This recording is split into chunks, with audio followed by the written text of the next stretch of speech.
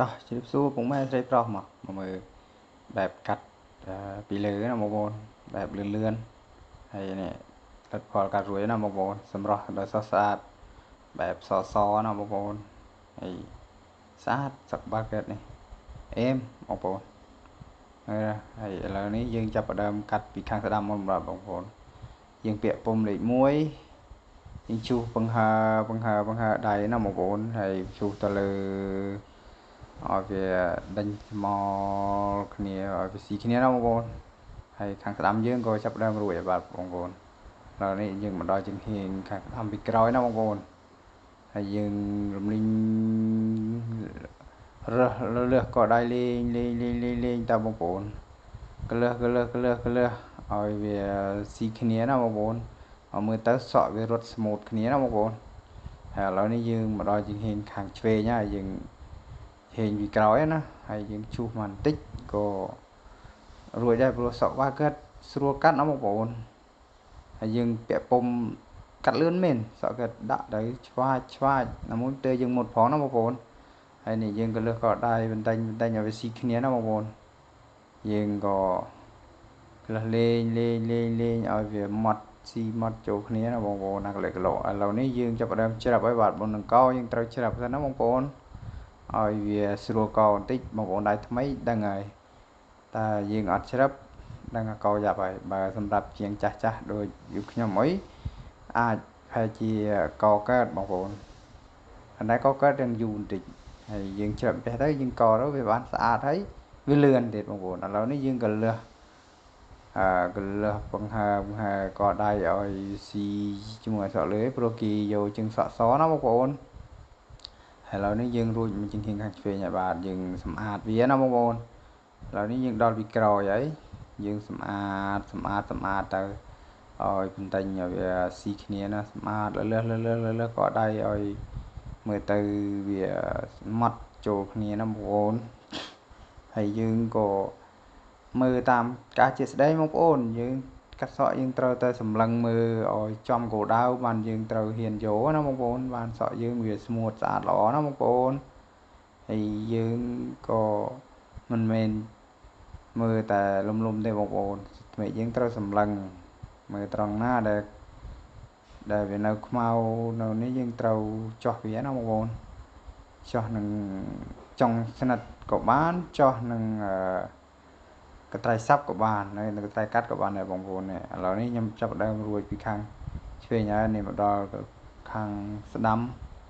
យើងក៏ចាប់ដើមយកម្ទេសច្រាប់ហើយយើងក៏យកដៃ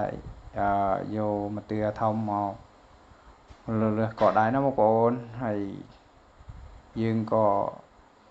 លើសរួចហើយឲ្យវាសហើយមកស៊ីម៉ត់ចូលគ្នាហើយនេះអាត្រង់ខ្មៅបន្តិចខ្ញុំក៏យកចុងស្និត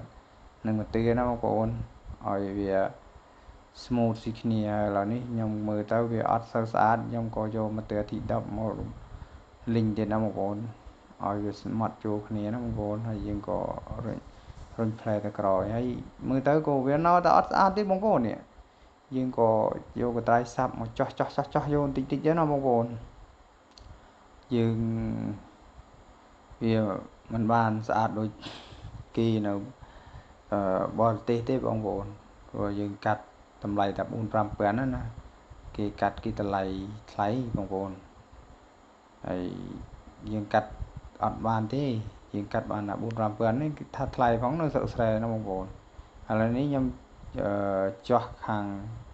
ឆ្វេងទៀតណាបងប្អូនហើយខ្ញុំក៏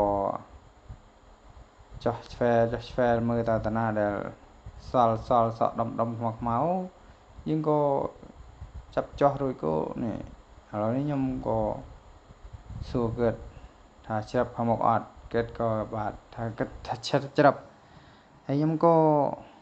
ទាញទៅ70ឆ្នាំមកចាប់ដើមចាប់គោលមកយើងត្រូវចាប់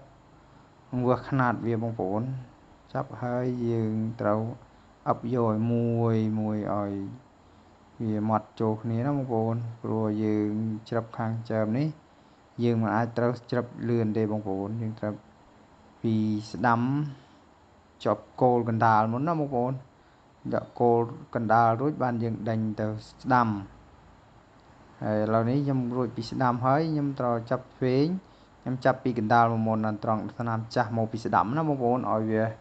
ម៉ត់ស្អាតស៊ីគ្នាបាទបងប្អូនឥឡូវនេះយើងក៏ឈានមកដល់កាកហើយបាទបងប្អូនយើងឈានដល់កាកយើងត្រូវច្រឹបនឹងសៀតកាឲ្យវាមានរាងតិចណាបងប្អូនហើយយើងក៏រំកិលគល់រោមឲ្យវាដាច់ម៉ត់ស្អាតចូលគ្នាណាបងប្អូនហើយក៏ច្រឹបថែមតិចទៅយើងក៏ករមុខឲ្យកើតតិចណាបងប្អូនហើយការកយើងមើលតាមជាក់ស្ដែងទៅបងប្អូនដៃថ្មីនេះ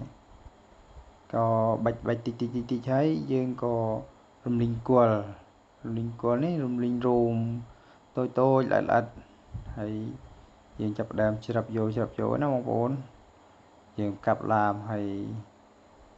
ដងឡាមក៏មិនត្រូវឲ្យនៅឆ្ងាយពីមីដៃដែរបាទបងប្អូនបើសាច់តាណាដែលរាងធូយើងត្រូវយកដៃមីដៃនោះទៅភ្ជាប់ជាមួយនឹងដងឡាមបាទឥឡូវនេះពីខាងស្ដាំក៏រួចហើយខ្ញុំក៏ឈានមកដល់ខាងឆ្វេងម្ដងបងប្អូនហើយយើងចាប់ច្រឹបឲ្យមានគោលមួយណាបងប្អូនរួចបានយើងត្រូវរំលីងគល់ហើយខាងក្រោយនេះក៏យើងត្រូវច្រឹបតិចដែរបងប្អូនឲ្យវាមានគល់រោម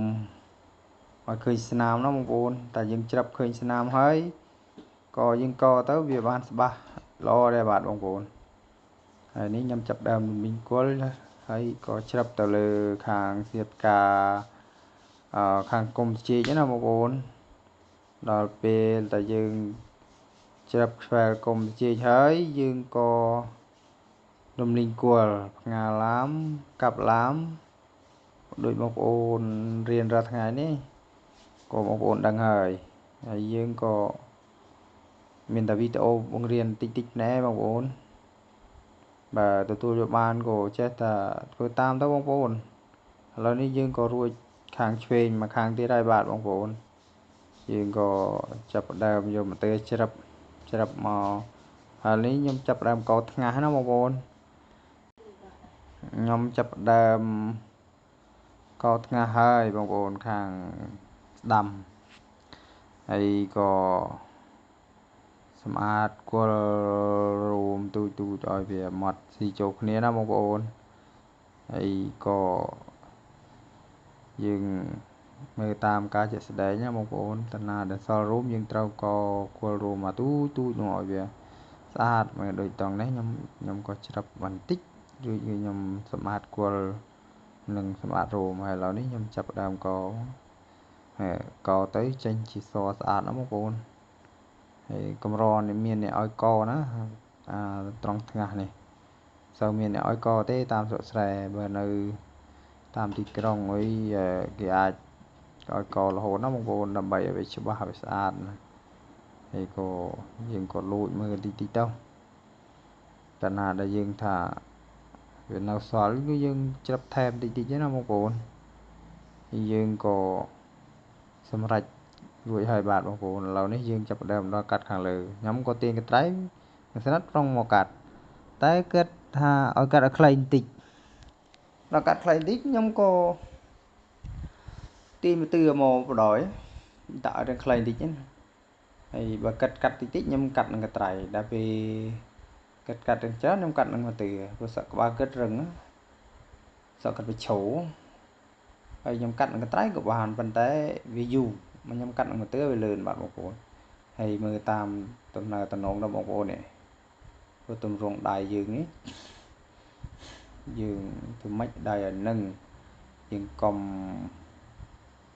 ទួនរលេបលាត់ណាយើងយកមកស្និតឲ្យវាស្អាតមួយហើយវាយកជាគោលហើយយើងត្រូវតែដេញគោលឲ្យស្មើព្រិញជាមួយទៅមុខឲ្យដល់ឆ្វែលជំវិញមកក្បាលណាបងប្អូនដល់យើងដេញជំវិញមកក្បាលហើយមើលទៅស្រស់ស្អាតណាបងប្អូនហើយតែយើងចេះបណ្ដេញស្និតណាបងប្អូនហើយឥឡូវនេះយើងក៏ចាប់ផ្ដើមរួចពីខាងលើហើយយើងក៏សុំកាត់ចោះនឹងតាណាដែលវានៅដុំខ្មៅណានឹងកន្ត្រៃសាប់ណាបងប្អូនហើយយើងចាប់ចោះតិចទៅហើយនេះចាប់ផ្ដើមស្អាតមើលទៅហើយបាទបងប្អូនហើយយើងក៏ចាប់ផ្ដើម រួចជាថាពណ៌ឲ្យបាទបងប្អូននេះបានប៉ុណ្្នឹងដែរមើលតើនេះបែបច្បាស់ប៉ុណ្ណេះណាបងប្អូនហើយយើងក៏អរគុណសម្រាប់គាត់ខ្លាំងណាស់ដែរដែលគាត់ឲ្យថតណាបងប្អូនមានអ្វីជូនពរទេជូនពរសុខភាពល្អទាំងអស់គ្នាឯងរស់ទីទទួលមានបានទាំងអស់គ្នាអរគុណបងប្អូនដែលទស្សនាវីដេអូយើងខ្ញុំកន្លងមកបាទអរគុណហើយនេះមើលសម្រស់ពេលកាត់រួចណាបងប្អូនស្អាត